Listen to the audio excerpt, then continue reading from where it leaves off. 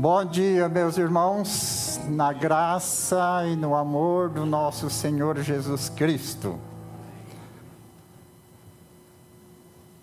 Pastor Rogério, no final do ano, me deu um presente. Quando preguei aqui pela primeira vez, na comemoração do Natal, fazendo parte. E até eu comentei da minha alegria, porque nos anos de pastorado que tive, a questão de datas comemorativas eram muito fortes. E agora, de novo, ele me dá esse privilégio numa data especial, comemorativa. Então é um presente. E fica muito fácil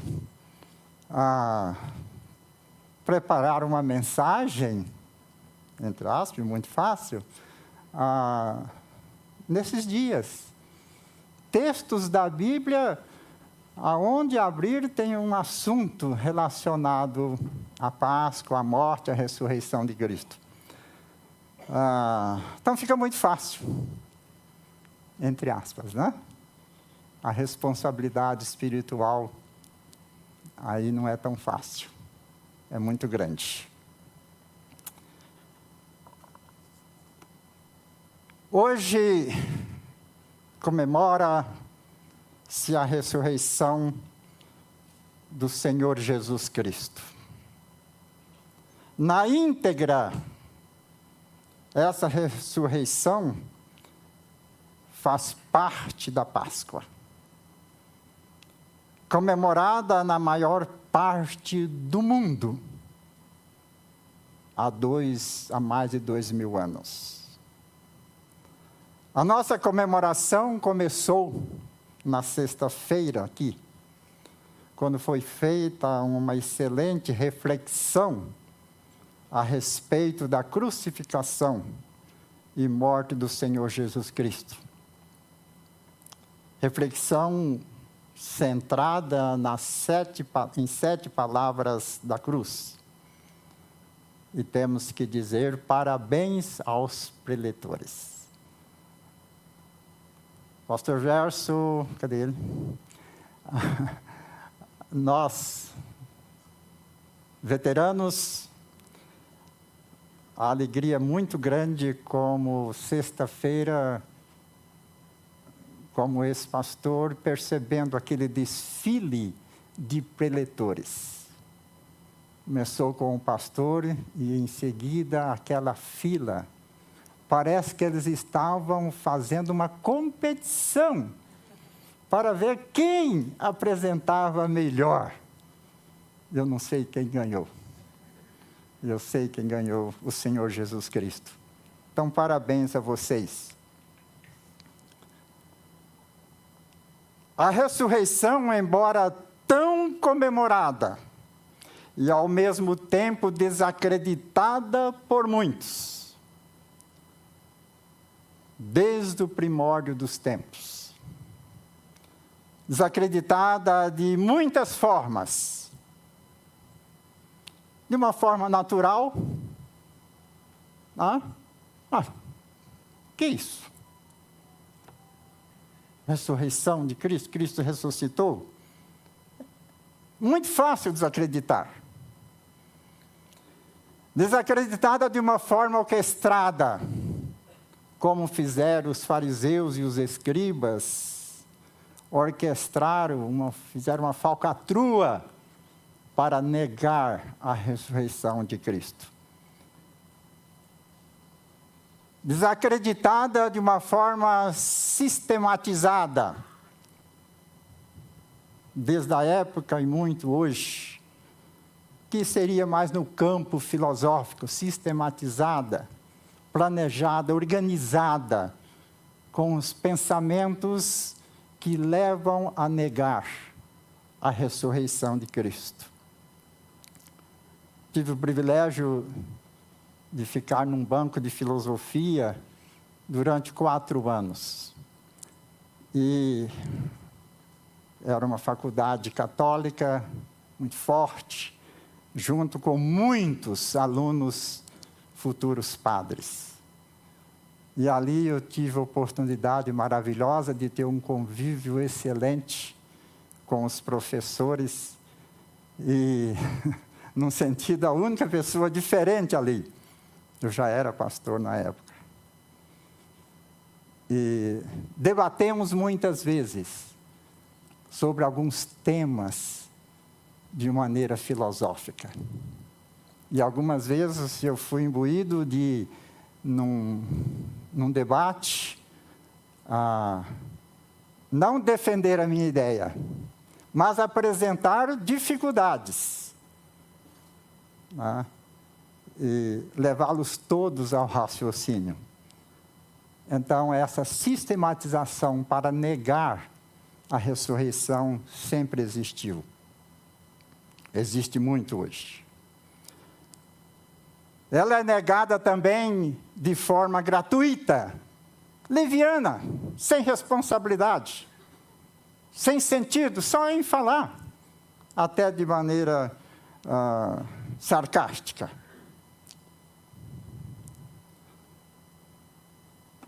Mas é interessante que ainda há negação a partir de conceitos científicos. Negar a salvação a partir de princípios científicos. E é interessante como o seu crédito tem se mantido firme, embora tanta instrumentalização para o descrédito. Em mais de 2000 anos. Com toda essa nuvem de descréditos, que favorece ao descrédito, mas o crédito da ressurreição permanece.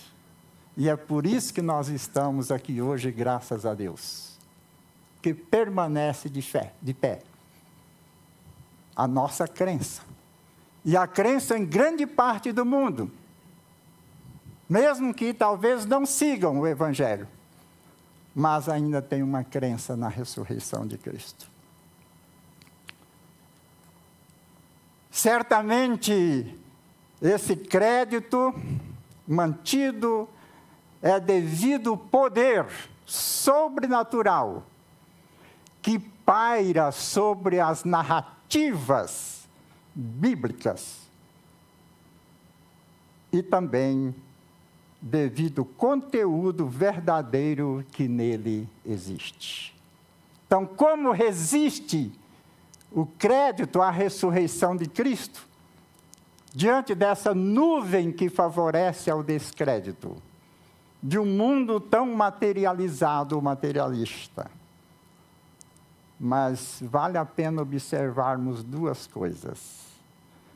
As narrativas bíblicas sobre a ressurreição trazem consigo um poder sobrenatural, sem dúvida, que impacta qualquer ação para o descrédito.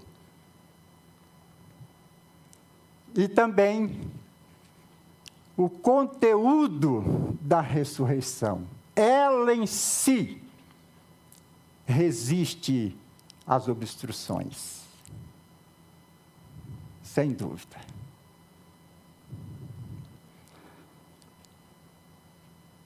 Eu ainda escrevi aqui que hoje, infelizmente, eu não iria usar nenhum texto inicial para pensarmos sobre ele. Tem muitos. E eu gosto de trabalhar textualmente, como o pastor também faz. Pegar um texto sobre o assunto e trabalhar o texto, chamada mensagem textual. Eu disse que não ia fazer, porque nós vamos fazer muitas leituras durante esta reflexão. Mas a Cíntia, agora de manhã, enquanto tomava café, ela foi ler uma meditação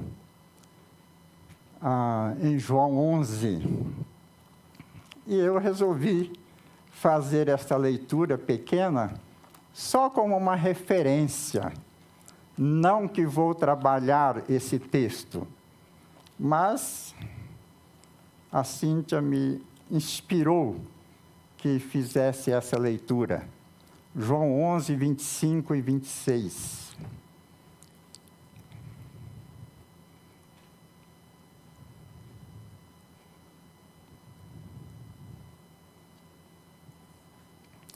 Disse-lhe Jesus: eu sou a ressurreição e a vida. Quem crê em mim, ainda que morra, viverá. Ele não só ressuscitou, mas disse ele: eu sou a ressurreição. E esta frase será importante dentro do nosso desenvolver daqui a pouco. Verso 26. E todo que vive e crê em mim, não morrerá eternamente.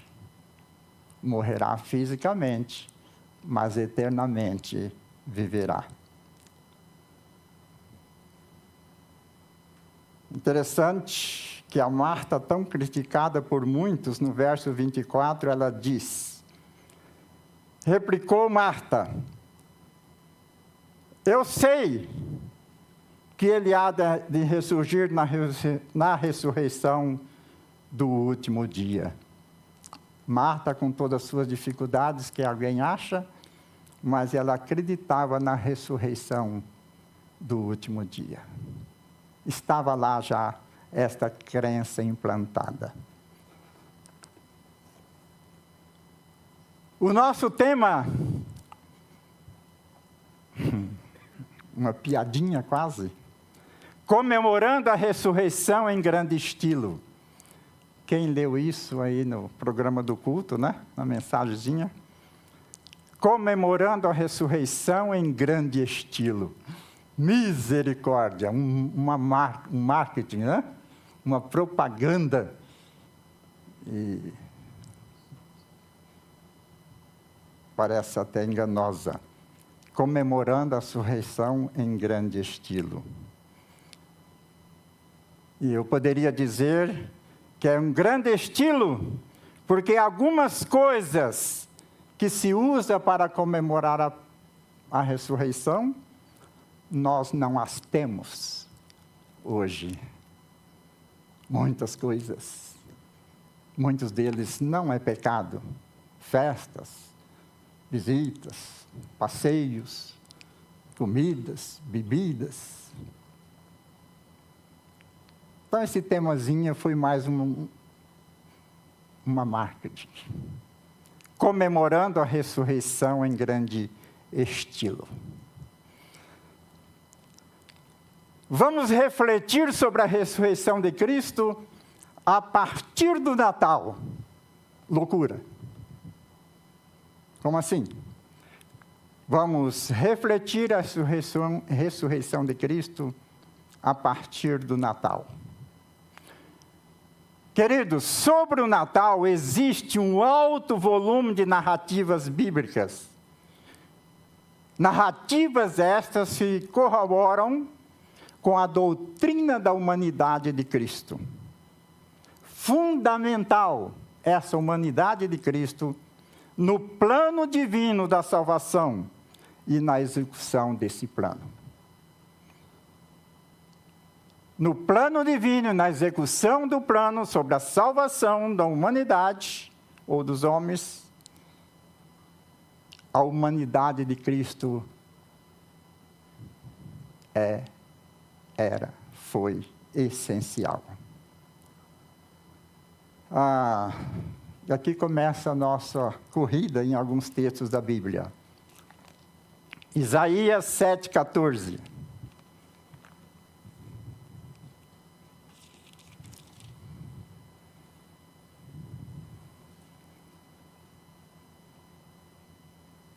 Portanto, o Senhor mesmo vos dará um sinal. Eis que a virgem conceberá e dará à luz um filho, e lhe chamarás Emanuel. Um sinal, uma virgem concebendo um filho. Essa concepção no ventre de Maria, uma placa da humanidade de Jesus. Está aqui estabelecida como um ser humano. Capítulo 9, verso 6. Porque um menino nos nasceu, um filho se nos deu, o governo está sobre os seus ombros, e o seu nome será Maravilhoso, Conselheiro, Deus Forte, Pai da Eternidade, Príncipe da Paz. Que nos interessa porque um menino nos nasceu. Nascimento de Cristo, Natal. Carimbado pela realidade de que Jesus era homem. Homem este essencial na redenção, no plano, na execução da salvação. Mateus 1, 21, só para repetir o que está lá nas profecias. Ela dará à luz um filho e lhe porás o nome de Jesus, porque ele salvará o povo dos seus pecados.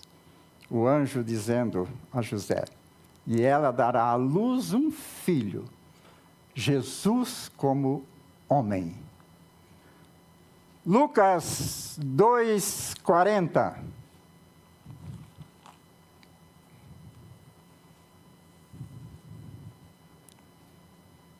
Crescia o menino e se fortalecia, enchendo-se de sabedoria, e a graça de Deus estava sobre ele. Crescia o menino e se fortalecia. Um ser humano normal, natural. Se for para Isaías 53, que foi aqui cantado, lá está cheio, falando sobre Jesus, de um ser totalmente humano. Uma pessoa humana, a humanidade de Cristo. É por isso que dissemos, vamos pensar sobre a Páscoa a partir do Natal. Nascimento, vida, crescimento e morte de Jesus. De um ser totalmente humano.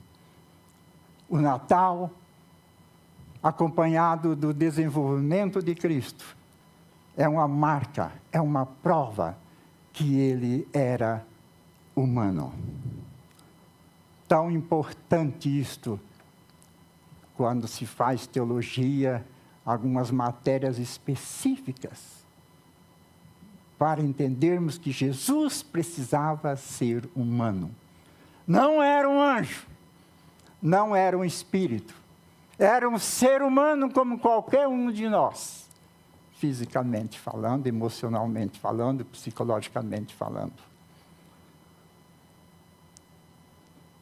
E é interessante aqui, talvez quase um parênteses, que nas 7 palavras da cruz refletidas na sexta, vimos que todas aquelas palavras que aqui foram apresentadas apontam para um Jesus homem. Eu estava ao lado da Cíntia quando eu via as explanações e eu cutucava ela falando, não, isso aí está dentro do meu assunto. E eu ficava assim, muito empolgado e abençoado, né, em ouvir aquilo. Todas aquelas 7 palavras apontam, documentam a humanidade de Cristo. Como já dissemos, necessária e essencial para que ele pudesse ser o nosso Salvador. Tinha que ser humano. E essa humanidade está carimbada. É um passeio rápido pelas palavras. Com licença, me permite os preletores daquele dia. O pastor leu sobre Lucas 23, 34 naquele dia. A frase destacada é quando Jesus disse, Pai, perdoa-lhes, porque eles não sabem o que faz. Interessante que Jesus não disse, eu perdoo vocês, porque ali estava um homem, e um homem em si não tinha condição de executar aquele perdão, de exercer. Por isso, disse ele como um homem natural, pediu, Pai, perdoa. Bonito demais. Empolgante, para quem gosta um pouquinho de Bíblia e de teologia. A segunda frase, apresentada pelo Filipe, Lucas 23, 43, hoje estarás comigo no paraíso. Opa! Não no céu, mas no paraíso.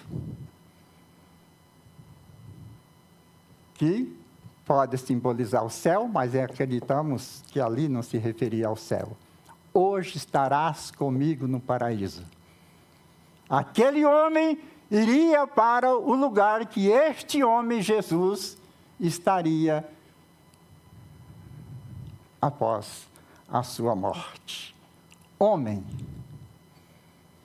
Terceira frase, João 19, 26, apresentada pelo Roberto.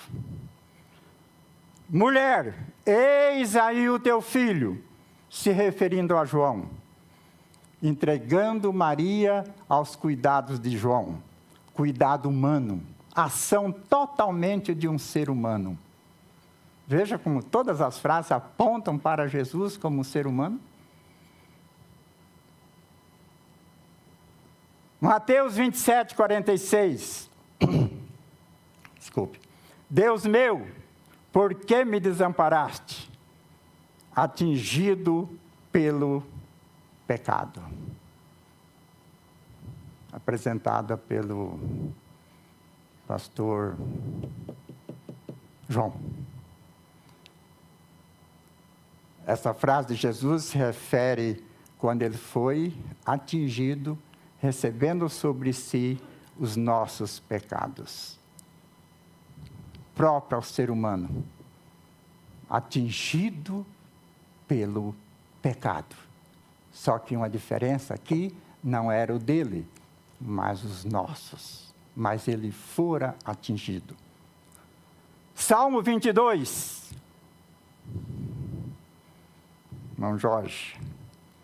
Ele mostrou no Salmo 22, um salmo messiânico que fala sobre Jesus, as dores comuns de um homem, pelas quais Jesus passaria e passou. Jesus, homem. João 19, 30, apresentado pelo Ricardo. Está consumado. A dívida constituída pelo homem deveria ser paga. E foi paga por um homem que lá na cruz, morrendo, como qualquer outro homem, disse, está consumado, a dívida está paga. E finalmente a última palavra, retornando pelo pastor Rogério, Lucas 23, 46. Entrego, Pai, entrego o meu espírito.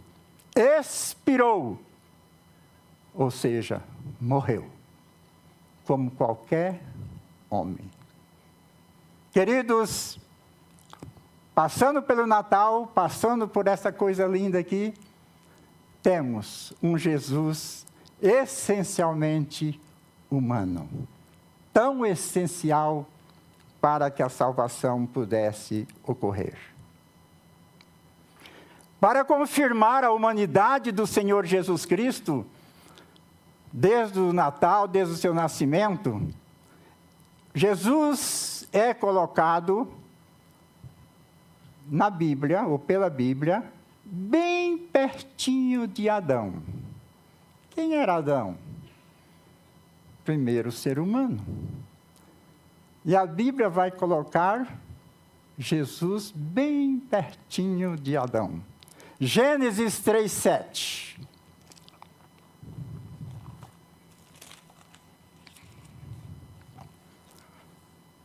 Gênesis 3:7.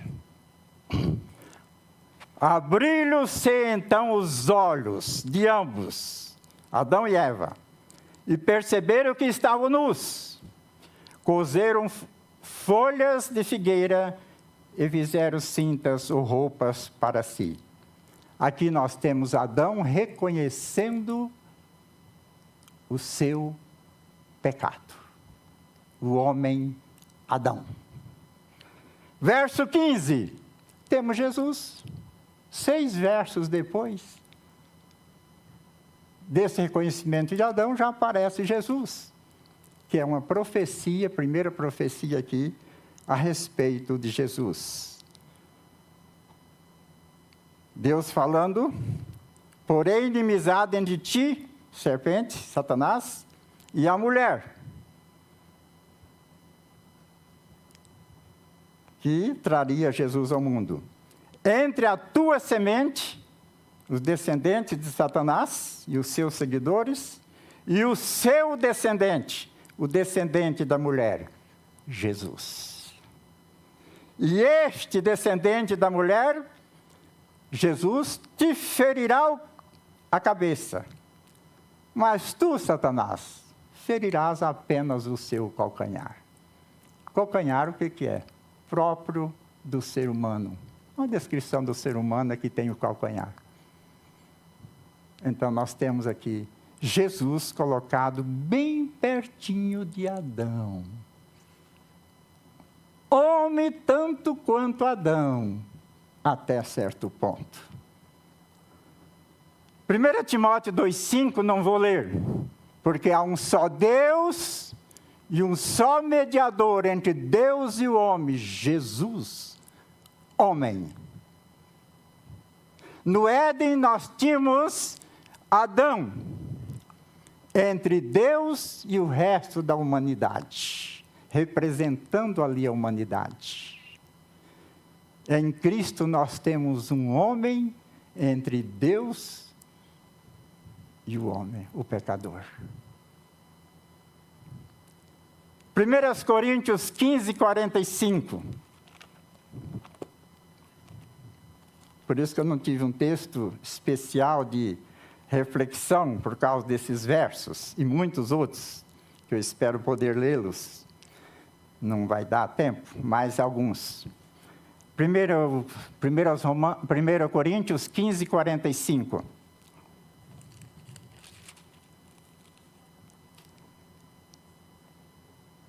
Pois assim está escrito: o primeiro homem, Adão, foi feito alma vivente. O último Adão, porém, é espírito vivificante.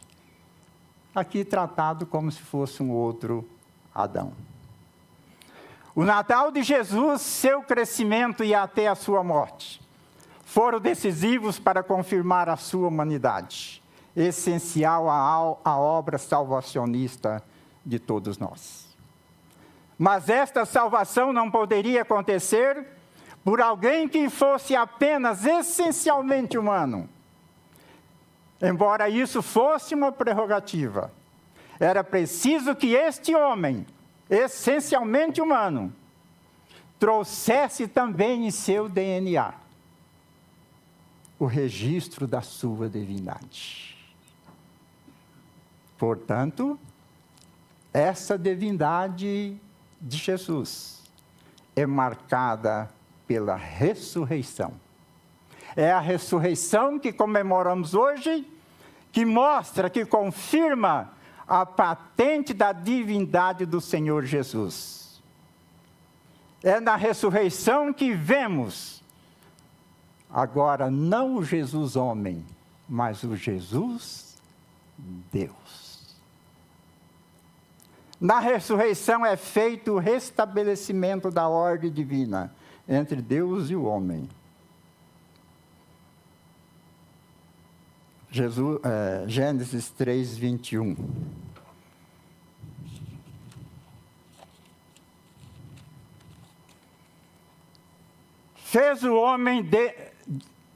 Fez o Senhor Deus vestimenta de peles para Adão e sua mulher, e os vestiu.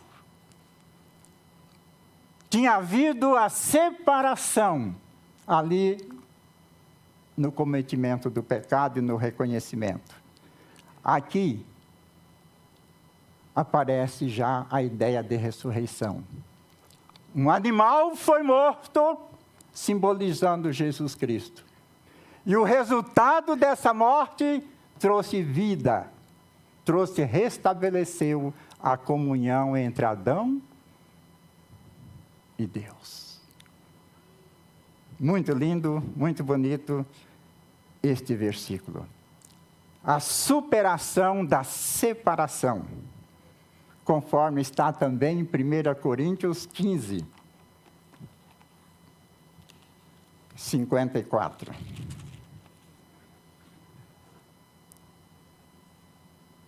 E quando este corpo corruptível se revestir de incorruptibilidade, e o que é mortal se vestir de imortalidade, então se cumprirá a palavra que está escrita: tragada, vencida foi a morte pela vitória.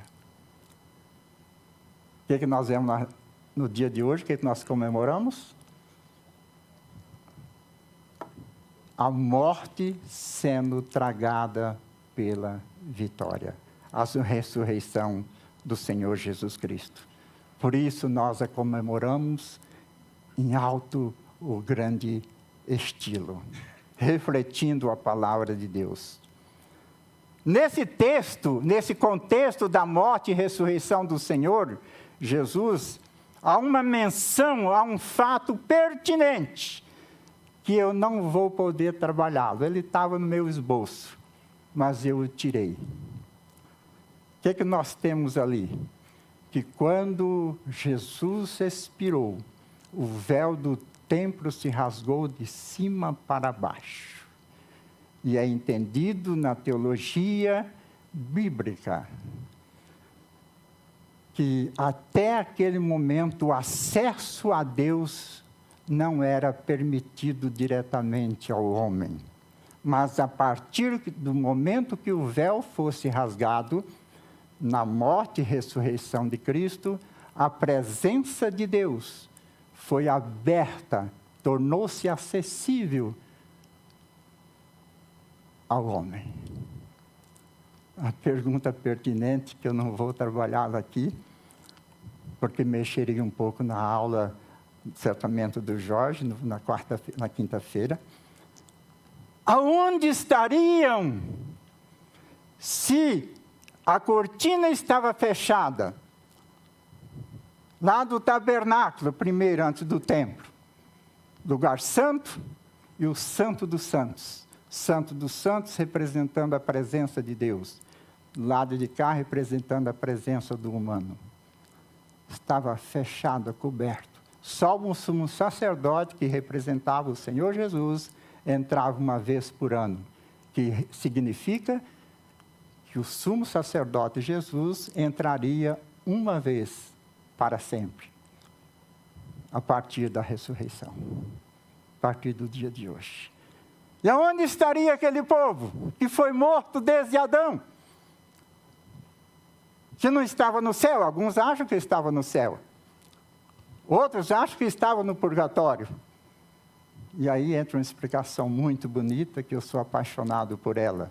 A questão do Hades. O Hades, lugar dos mortos. Hades em grego, Sheol em hebraico. Lugar dos mortos. Chamado às vezes de inferno, de paraíso, seio de Abraão, sepultura, regiões mais baixas da terra, mas em si, lugar dos mortos. Eles estavam no Hades. Cremos assim? Divergência tem muitas a respeito do assunto. E Jesus aqui, se a interpretação de Efésios 4, 7 e 8 for esta, Jesus, sexta morreu, domingo ressuscitou e não sabe o que ele fez. Nesta colocação, que é sujeita a muitas divergências, digo, sem dúvida, respeitáveis, Jesus teria visitado o Hades, a região dos mortos. E ali teria transportado, transladado aqueles mortos de Adão até aquele dia para o céu. Ou num ato espiritual, ali ainda, na sua ressurreição, ou quando foi assunto ao Pai. Seria um efeito lindérrimo. E a partir de então, da ressurreição de Cristo, do rasgar do véu, o céu foi escancarado para todos nós, aberto. Por isso que disse, ele é a primícia dos que dormem, ou dos que dormiam, dos que morreram salvos. Ele é o primeiro. E se ele foi o primeiro, em seguida foram aqueles que estavam no Hades, em descanso, e em espírito foram conduzidos pelo Senhor para Deus. Esse é o segundo efeito extraordinário da ressurreição de Cristo.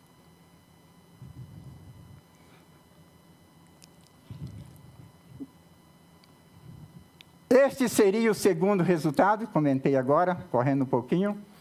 Eu chamo de um resgate espiritual, que devemos valorizá-lo muito, porque nós, a partir de então, nós temos o grande privilégio de subirmos direto para o céu, na morte, após a morte de Cristo e a ressurreição. A ressurreição de Cristo, como identidade de sua divindade, legitima nossa fé. Não vou ler os textos agora pelo tempo, mas é 1 Coríntios 15, 14 e 17. A ressurreição de Cristo, que nós comemoramos hoje, legitima a nossa fé.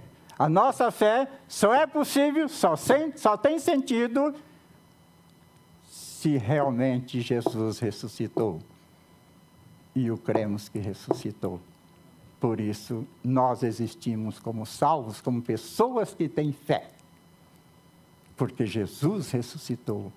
Isto é comemorar a ressurreição em grande estilo. Opa, chegou aí o tema. A ressurreição legitima também a nossa ressurreição, uma vez salvos em Cristo. Havemos de herdar um corpo glorificado. 1 Coríntios 15, 22. Não só a nossa fé, mas também que vamos herdar um corpo glorificado. E por que herdar? Por que eu estou usando essa expressão? Porque Cristo foi o primeiro que teve um corpo glorificado. Na sua ressurreição. E a nossa ressurreição, lá na frente, não é sair correndo, chutando, podendo jogar bola. Pode também. Mas é herdar um corpo glorificado. Não só em espírito, mas um corpo glorificado tal qual Cristo teve. É isso que nós comemoramos hoje. Que vamos ter um corpo glorificado, tal qual o Senhor Jesus Cristo. A ressurreição também nos garante vitória contra o pecado, contra o poder do pecado. Romanos 6, 4 e 5 e 6. E aí o pastor citou exatamente esta ideia. Morremos com Cristo crendo na sua morte. Ressuscitamos com Cristo participando da sua ressurreição. E então andamos em novidade de vida. Quem está em Cristo é nova criatura, as coisas velhas se passaram e tudo se fez novo. É o aspecto bem prático da ressurreição que deve ser refletida hoje, em alto estilo. A ressurreição garante a vitória sobre o poder do pecado. Unidos com Ele, e nele, na sua ressurreição, o pecado não mais terá domínio sobre nós. Glória a Deus. A ressurreição de Cristo, esta eu vou ficar devendo. A ressurreição de Cristo como marca da sua divindade, por ser Ele Deus, não somente homem, nos garante usufruir no céu, do céu, em sua integralidade, por meio de um corpo glorificado, obtido na sua ressurreição. Apocalipse 20, de 3 a 7. Ali descreve de maneira materializada, para que a gente possa entender que a vida no céu não é um espírito à toa, sem ter o que fazer, mas é um corpo glorificado, participante de tudo que acontece no céu. Essa leitura é muito linda e eu não tenho tempo de lê-la, mas queria concluir com ela. Um corpo glorificado, obtido pela ressurreição de Cristo, nos dá o direito de usufruir integralmente do céu, de tudo que lá vai existir, sendo nós lá completamente felizes. E isto por causa de um corpo glorificado, alcançado pela ressurreição de Jesus Cristo que comemoramos hoje. Fiquei devendo alguns textos.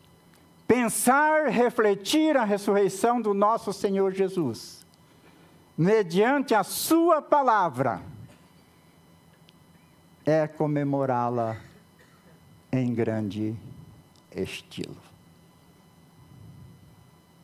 Boa Páscoa, final de Páscoa para todos nós. Amém.